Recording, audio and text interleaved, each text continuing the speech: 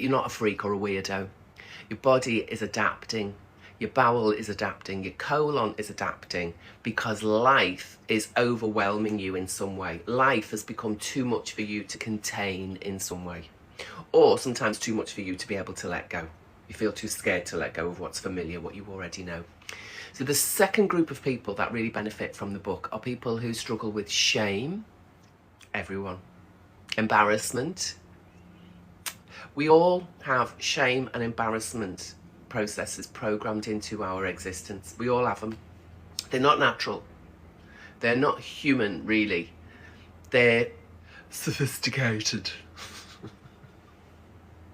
Syllabized. They're a syllabized way of looking at your body, very silly-vised way of looking at your body. In order to meet this kind of etiquette, this moral conduct in the communities that we're in, we have to live up to someone else's rules. Now, the people who make those rules never adhere to them. They control us with the rules, but they don't use them. I mean, all those politicians are proof, aren't they? You know, there's politicians involved. There's women politicians who are scamming themselves, scamming the government, scamming the taxpayers by not paying their stamp duty, I believe. There's women in power in political situations who are supposed to be about housing and keeping people under a roof and keeping them safe and secure. And she's been turfing out her tenants, apparently, to put the rent prices up. There are women inside the government who talk about the cost of living and it's going to be cheaper to go to Chester Zoo. What are you going to do going to Chester Zoo when you actually can't afford to pay the gas and the lecky bill?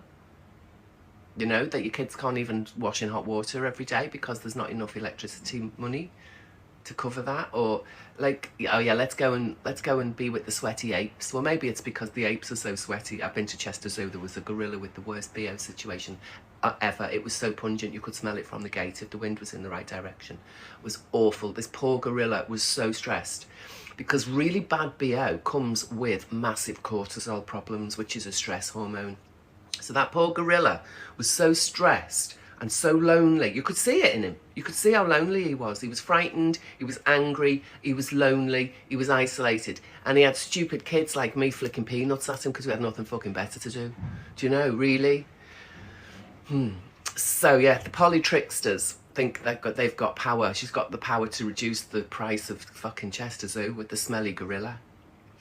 So you don't have to get washed, you don't wash your kids, you don't wash yourself, you just let yourselves all stink to high heaven, but then go and stand by the gorilla cage in Chester Zoo and nobody will even notice that you stink, because the pong of the gorilla will overpower all of it, and that'll make your summer holiday the best summer holiday ever, because you can go a whole day without anyone noticing your BO, and you're out in public. What's not to love?